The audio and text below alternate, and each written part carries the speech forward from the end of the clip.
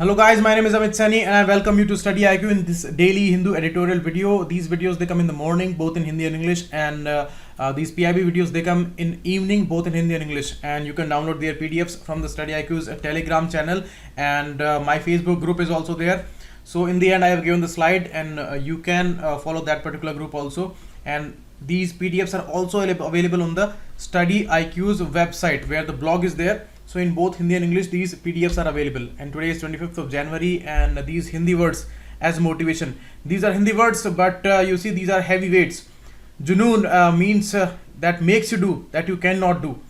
The way you are preparing for the civil services and all. So here you need Junoon, that is the thing. And Hausla means the courage.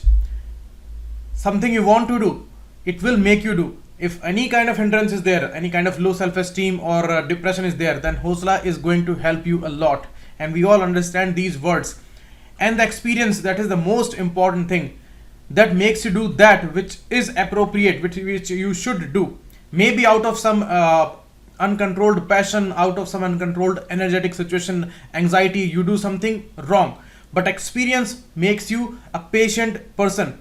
And you become experienced after a long period of struggle and long period of keeping patience and your energy level high.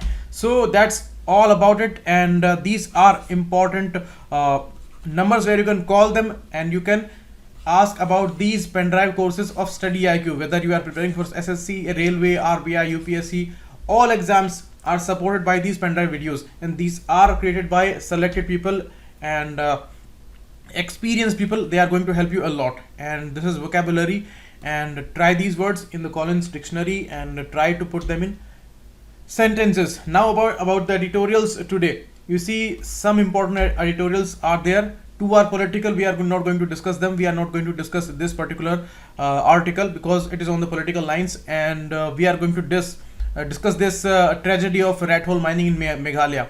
It is important in GS paper 1 and 2 and 3 also, and we are going to discuss about the swine flu issue of season's worst. This is importantly GS paper 2's issue and GS paper 3's issue, and this is not important for us. This is again a political article. So let's start with this particular season's worst. It is regarding the cases which are on rise in state of Rajasthan for swine flu. Swine flu. And we discussed the swine flu issue. I told you H1N1 is the responsible virus for that. So it's a viral disease, and you know about the viral disease. They are hardly having any cure, and drugs which are normally antiviral drugs, these are available very less in number. These are not available like antibiotics which are working on bacteria. Okay, so antibiotics, they work only on bacteria, not on viruses. Okay. So the issue here, it is the article mentioning the systematic faults. 2-3 months back, when all these preparations were going on in the Rajasthan election and all, and at that time some articles were mentioning that some ignorance is going on in the state of Rajasthan, because all parties and the ministries, the departments and whole staff among all the departments, that is all busy in election.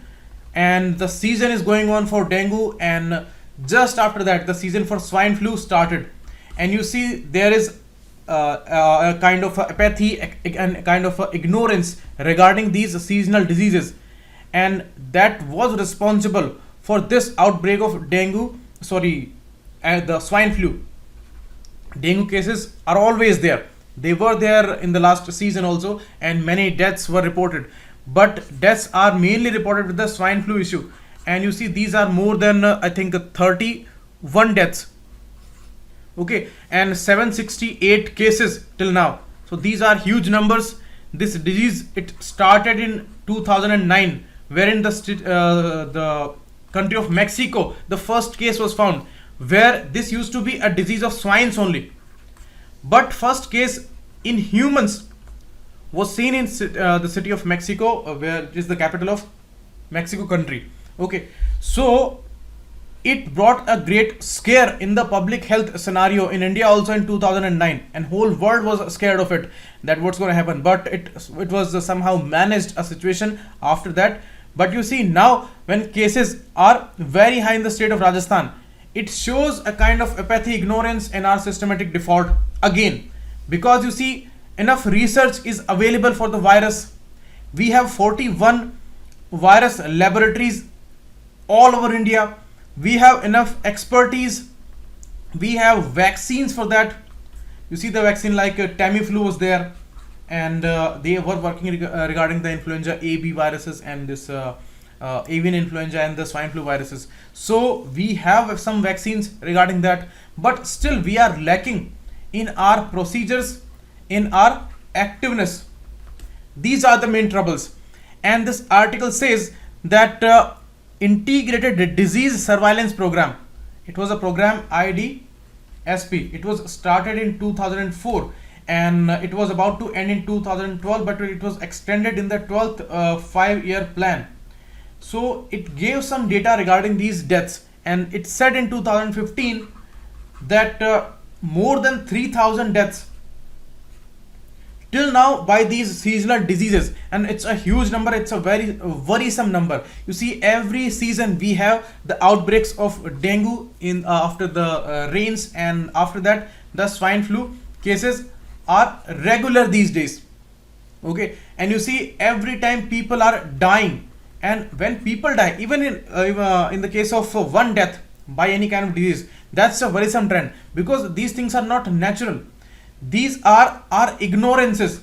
These are manageable diseases. Okay, the word is manageable, and that's trouble, because it shows our apathy. The system is not working properly. They are not taking heed of the situation, because mainly who are the victims? These are poor people, or maybe these are kids. Maybe mainly the biggest numbers are lying with the old age people. Okay, so people ignore their deaths, and if some already diseased people are there, just like they are having some troubles of kidney, liver or heart, so they are much more susceptible by these diseases. Mostly these deaths which happen because of dengue and swine flu, they are with those people who are already diseased with some liver troubles or heart troubles or cancer or TB. Okay, if they are the patient of these disease, then mostly they are susceptible to fatal conditions with these diseases. Okay, so it's a problem. Now see, if we know that these people are more vulnerable, then we should do something about it, and we should do some preventive vaccination. Preventive vaccination means actual occurrence is not there for the disease, and as a safety measure we are running vaccine programs for these people, especially for kids, for old age people, for pregnant women. And if we know that these things are not having any kind of great side effects, then these things can prevent these deaths, because these people are much more vulnerable for these deaths. Okay, so that shows a kind of apathy. And when we have expertise, we have laboratories, but still we are lacking in a lot of things, like the supply of these vaccines, and the profiteering. It's a great issue. Profiteering means when these drug companies and all, they take advantage of their situation, their troubled situation.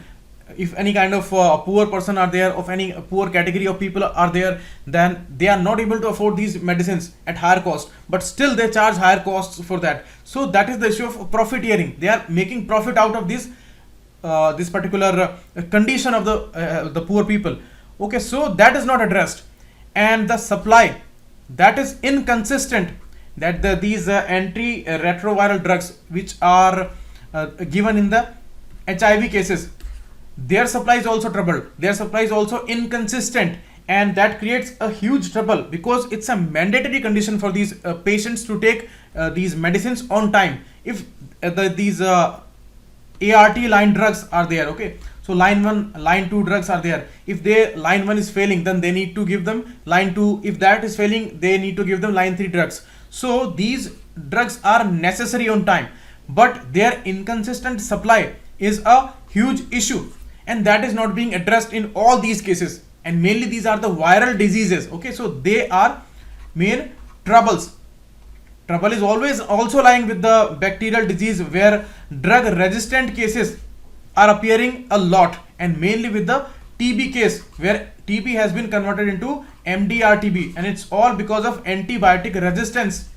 So we are having trouble with the bacterial diseases, we are having trouble with the viral diseases, we are having trouble with the seasonal cases of these issues and fatal cases. Then our health system is somewhere in a deep trouble. And yesterday we discussed that our budget is around 1% only, and we are lacking a lot of research and development in these health sectors, and we need enormous investment today. We need enormous infrastructure here, but we are ignoring this sector, and we are having budget cuts. So how this thing is going to be improved one? Okay, most of the times in these seasonal occurrences of these diseases, we don't see any mass vaccination programs,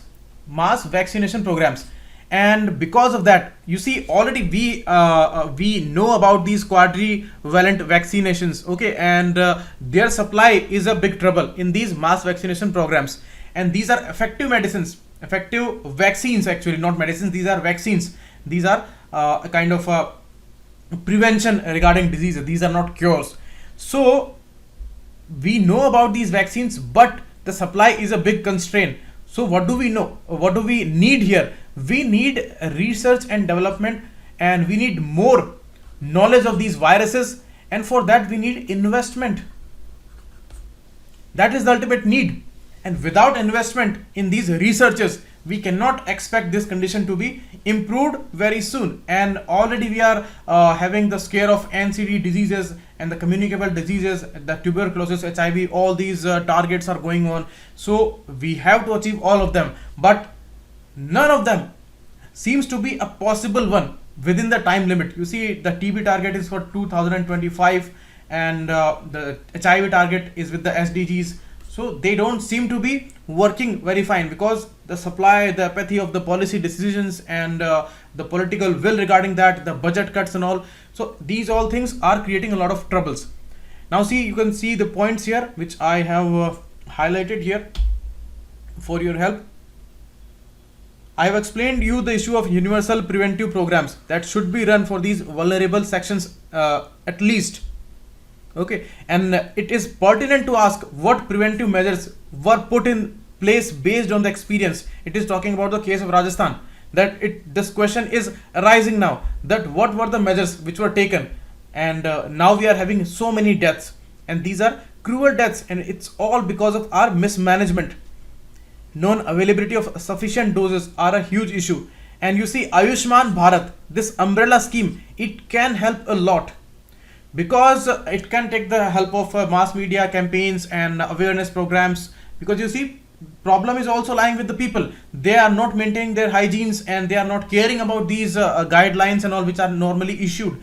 But you see, they need more awareness. So the mass media campaigning and all, which are main tools under this Ayushman Bharat, and the supply and the upgradation of the hospitals and the research and labs and all, these all facilities are to be given under this Ayushman Bharat scheme. So we can take help from these programs in implementation of these issues.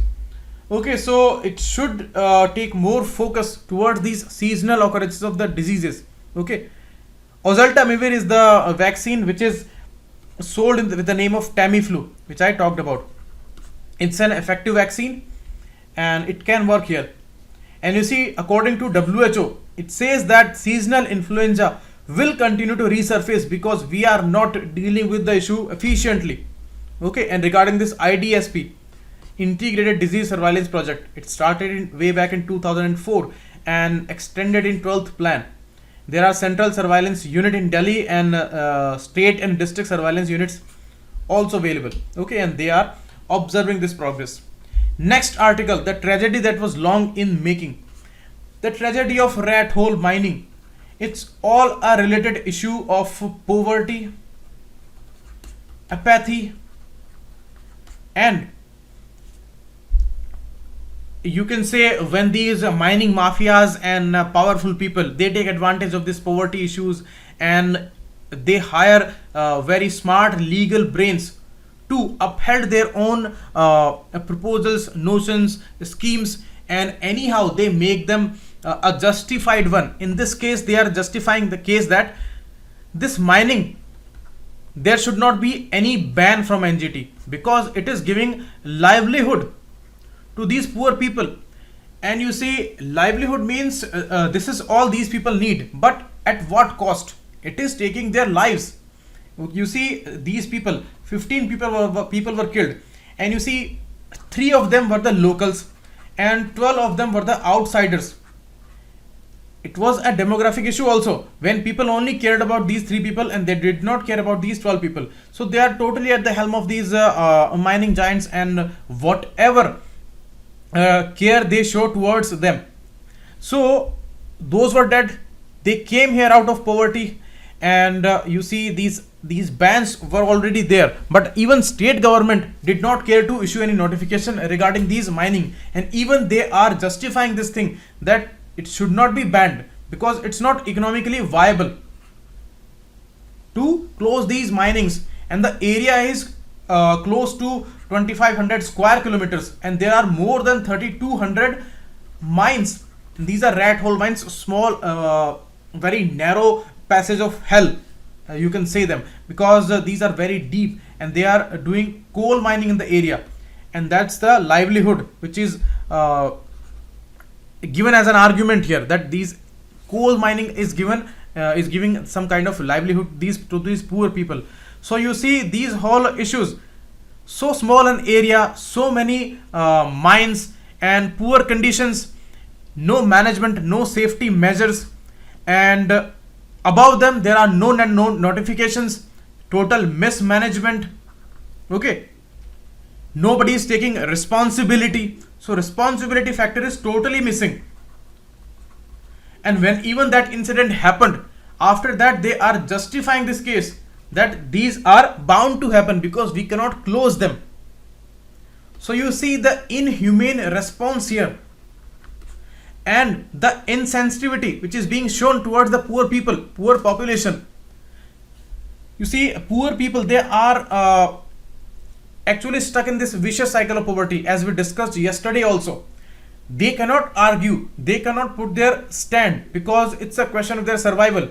And when you are giving some kind of options for the livelihood of these people, where the question of survival is already there, and you are pushing them towards hazardous conditions where there is a risk of life, you may lose life, but there are no options left, then it's the responsibility of the employer, that where you are pushing these people and you are making profit out of it, and you are taking these people's life. So actually you people are responsible for it, and the people who are justifying this argument, they are the responsible people.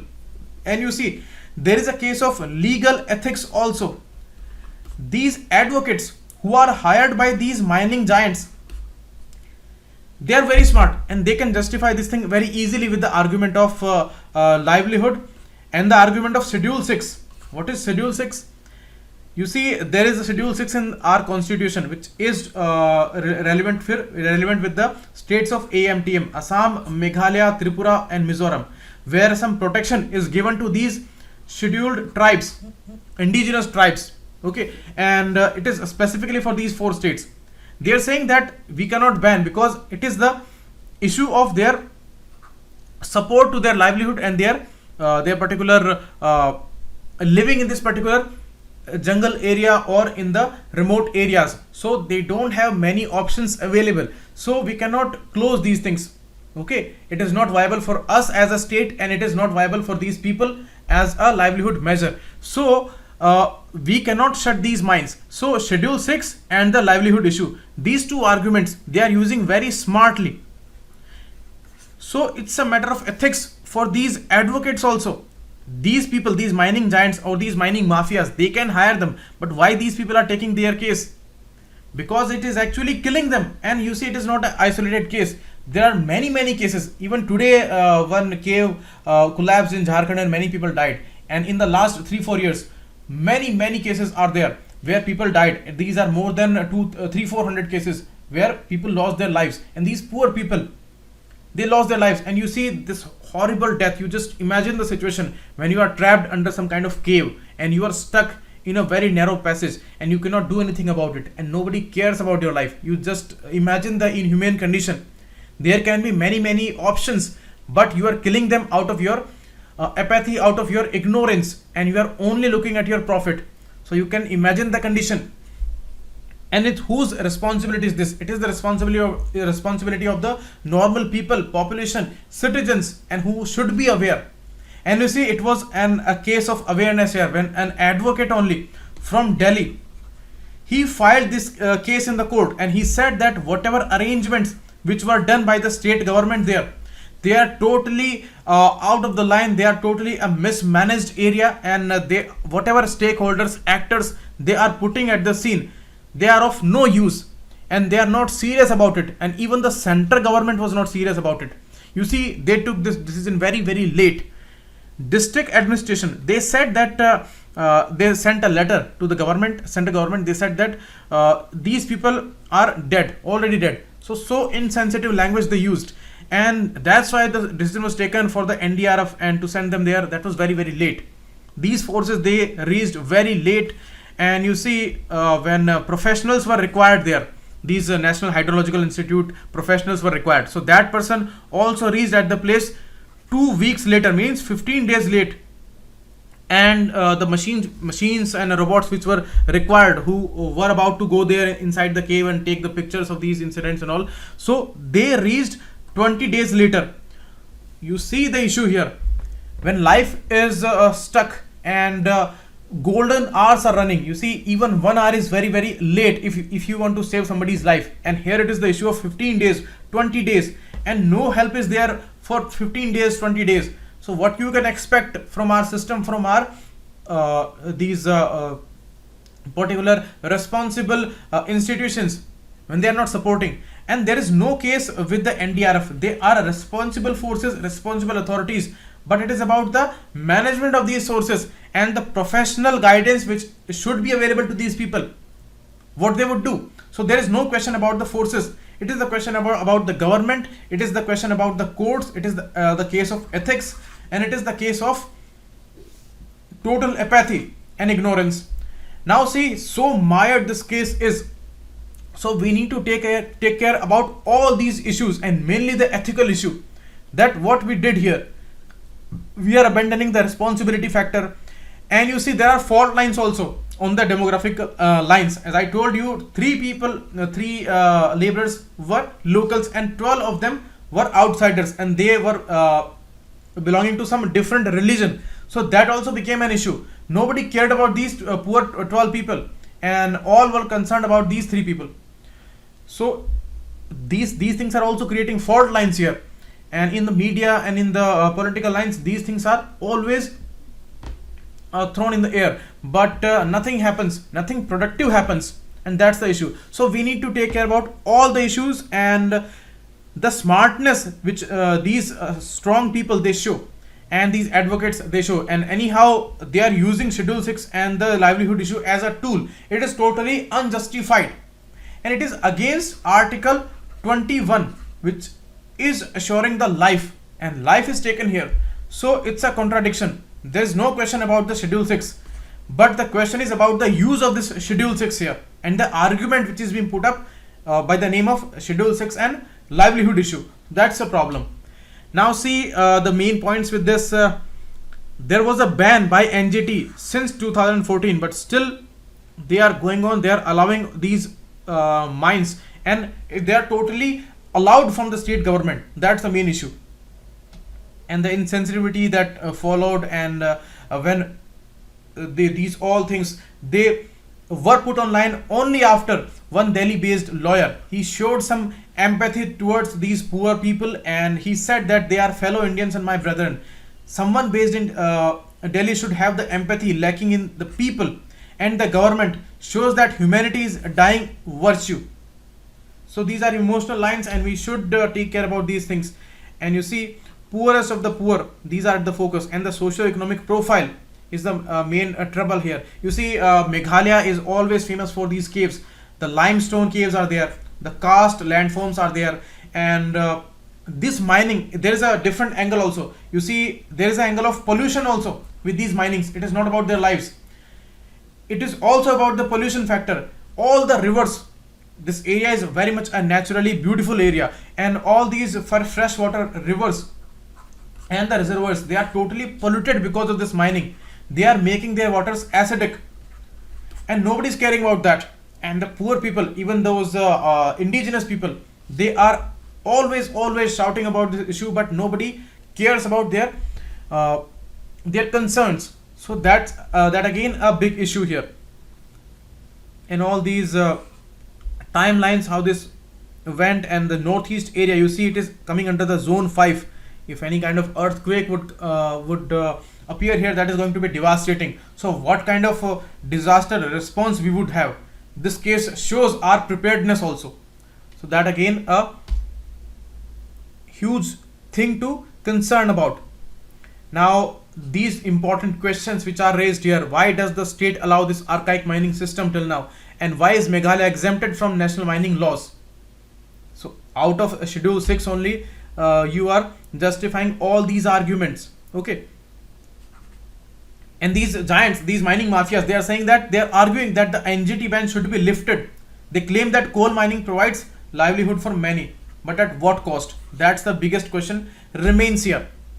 Okay, now we will move towards the next fact for today. These are all important points which I have explained to you. You can revise them. Next, data.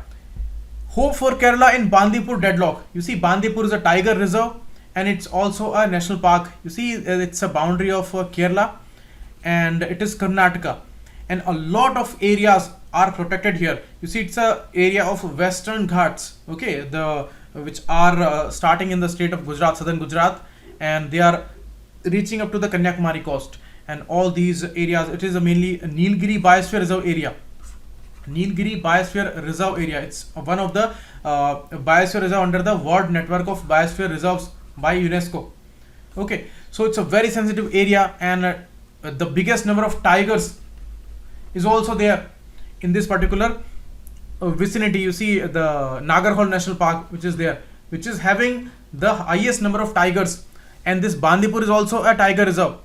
Now see the case. It's a tussle between the Ministry of Environment and Ministry of Highways and Roads. They want to work for the people. They want to give some relaxation and the amenities to people by creating a elevated road through this particular Bandipur Tiger Reserve. It is going to be 35-kilometer passes through Bandipur Tiger Reserve and the Wayanad Wildlife Sanctuary. But you see, it is going to disturb the endemic species of animals, plants, and a whole protected area. It's a fringe area also. It's a total protected area also. So it is going to disturb the ecosystem of this particular place. So that's why Ministry of Environment wants to protect that. They want to protect the environment, and they want to do this economic progress and the amenity that is required for the people, because it's a huge issue, and this is a very crucial need for the local people to join these cities. So it's a kind of a great dilemma that is always going on, that should we care about the atmosphere, environment more, or we should care about our economic progress more, because both are the need of the hour. But you see, at any cost we cannot ignore the environmental factors, because it is the issue of our survival also. We won't be able to survive. Maybe we can survive, but our next generations, they won't be able to survive. So it's an important thing, and more important thing for us from the exam point of view is this area, all these protected areas. I have given you a map question also regarding this. So list all these national parks, wildlife sanctuaries, and hills and all, and forest areas and all.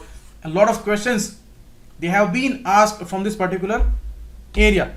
Okay, you see the boundary here. This is Rajiv Gandhi National Park, which is also called Nagarhole National Park, and Bandipur Tiger Reserve National Park, and it's a Mudumalai Forest Reserve, Wayanad Wildlife Sanctuary. A lot of areas are there. Nilgiri Hills are there, and the Silent Valley National Park, which is here towards the south, and the lion-tailed macaque, that is specific a species related with the Silent Valley National Park.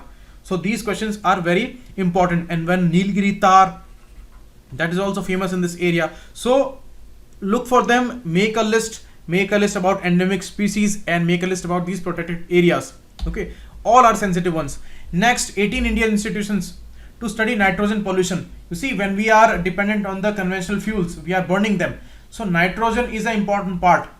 Nitrogen itself is an inert gas and it is a constituent of our life also. Okay, but when it is mixed with the oxides, then NOx, they are major pollutants and they can bring about acidic rains, because when H2O is meeting with NO2, then it becomes HNO3. It's a nitric acid. So it's a pollutant. And other major concern is that it is also a potent greenhouse gas, GHG. It is 300 times more potent than CO2. We always talk about CO2 and methane, but N2O is a very major greenhouse gas. So it's a double threat. It's a pollutant in the context of acidic rains and all, and it is also a major greenhouse gas. Okay, and brown haze and other toxic polycyclic hydrocarbon creations and all in these smoky conditions and all, that's a different negative aspect of these NOx's. Okay, these are also counted under the national pollutants list. Okay, so it's a major concern. And this SANFNH, South Asian Nitrogen Hub, which has got some funding from UK, so they are going to assess the impact of nitrogen pollutants in South Asia. It is going to be very, very important. And you see these NOx emissions, they grew from 52% to 69% within 10 years. Okay, so it's a great cause of concern. And consistently in the winters, you see in the areas, cities like Delhi, Kolkata and Mumbai, they all are choked always because of these pollutants, and NOx's, they are the major constituent of these pollutants. Next, Ashok Chakra. It's the highest peacetime award. It is equivalent to the Paramveer Chakra, but Paramveer Chakra is given during the war time. So there is no war declared today. It's a peacetime going on. So Ashok Chakra is the highest award, and it would be given to Lance Naik Nazir Ahmed Wani, and he is first Kashmiri to get this award.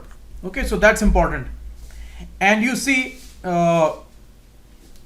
he's a much talked personality because he being a Kashmiri and he being a local there, he is getting this award, and he fought with all these infiltrators, militants and all, and he killed a lot of them, and he was a participant in a lot of search operations. So that's the thing, and that's why it's a highlighted issue, and it is the highest award equivalent to Paramveer Chakra. That's why it's important. Next information is regarding Cyril Ramaphosa, who is the chief guest on our Republic Day celebration, and South Africa's president he is. And you see, we are going to revise our 22-year-old strategic partnership with South Africa also. We became strategic partners in 1997. Okay, so after that there was no revision. Now they are going to revise everything in this partnership, from science and technology, terrorist strategies and all, everything we are going to discuss here. Okay, and the South Africa as a nation, it's a part of BRICS also. Okay, he's a member of BRICS, and he is a country in a developing stage like us, and a lot of issues have been there in the past. You see, we put a ban on the defense manufacturer, that is the Denel company of South Africa. That ban is also lifted last year, so a lot of revisions would follow in this particular meet. Next information is from Sri Lanka, where Sri Lanka is alleging that they are fighting with the Armyworm. Then it's a name of a worm, Armyworm, and it came from India, and it is destroying the crops of maize there. So it's a nightmare for their farmers, and they are saying that in the states of Telangana, Karnataka, Tamil Nadu, West Bengal, Gujarat, this Armyworm is reported, and now it has reached to Sri Lankan island country, and it is creating a havoc on these maize cultivators. Okay, so they may ask you regarding this. And Podoptera frugipeda is the name. It's a scientific name, so they may ask you about this. Next, Malaysian royal elect Pahang monarch as king. Pahang is the state in Malaysia, and you see Malaysia, it is giving an information that Malaysia is following a monarchy. Okay, and it's a Muslim country mainly, and Sultan Abdullah Sultan Ahmad Shah is a new king there. Okay, so that's the information they may ask you about this. And the important thing is Malaysian royals elect Pahang monarch as king. So these royals only, they elect their head. Next information is from the Commerce Ministry, not to extend February 1 deadline for the e-tailers. You see about the e-tailers, there was a notification in December last year when these e-commerce giants like Flipkart, Amazon, Walmart, okay, they not Walmart, Amazon, Flipkart and others, I don't remember the name for all of them, they were given this notification that you cannot sell those products of those companies where you have stakes. So if you are involved in their management, and if you are a sharer in these companies administration, then you cannot sell their products, because it is ultimately going to be your product only. It is going to be your company, so you cannot sell those products. You see, there are two models: B2B, that's a marketplace model, and B2C, that's an inventory based model. B2B is a platform where these Flipkart like companies, they are selling products for other companies. They are not promoting their own products, okay, and it's not allowed to sell their own products on their platform. So they are only there to give a platform, a market based platform, so that other companies, they can sell their products to consumers. So they are giving a particular channel, and they are joining these consumers to these sellers, okay. So that's the platform market based model. And this B2C model is inventory based, means when you suppose a condition where Flipkart is promoting its own product, which it has manufactured as a company of Flipkart or some other company where it has stakes. So if they are selling this product, then it would be the inventory based B2C model. This model is not accepted, okay, its restrictions are there. And here in this marketplace model, total FDI is allowed. So this notification came in December, and you see, this is the election time going on, and a lot of pressure is there on these companies, because they have created a havoc on the conventional market system where people are selling their products in the markets, in their shops. But here they don't need any shop, they are only a digital platform, and they have destroyed their conventional systems. So these people are complaining a lot that there must be some restrictions on these e-giants, because everything is favorable for these e-giants and everything is against us. We need to pay rents, we need to buy these lands and all, and it's totally an unviable situation for us, and it's a totally a favorable situation for these e-commerce giants. So that's a problem going on. So Supreme Court is not allowing any extension. These tech giants, they have demanded extension more than February 1, but it is not allowed now. Now RBI okays Ranveer Gill as a Yes Bank MD and CEO. So this may be asked in some bank exam or something like that. These are the MCQs, try them, okay. And this is the mains practice question, and this is the map question. Try to list all these protected areas, sanctuaries, national parks, and all the endemic species here, plants, animals. That is a huge task I'm giving you today, because it is most important one from in the environment section, okay. So it's all about this, and this is the Facebook ID and the group where I upload these PDFs. Thanks a lot, keep watching. It was Amit Sen.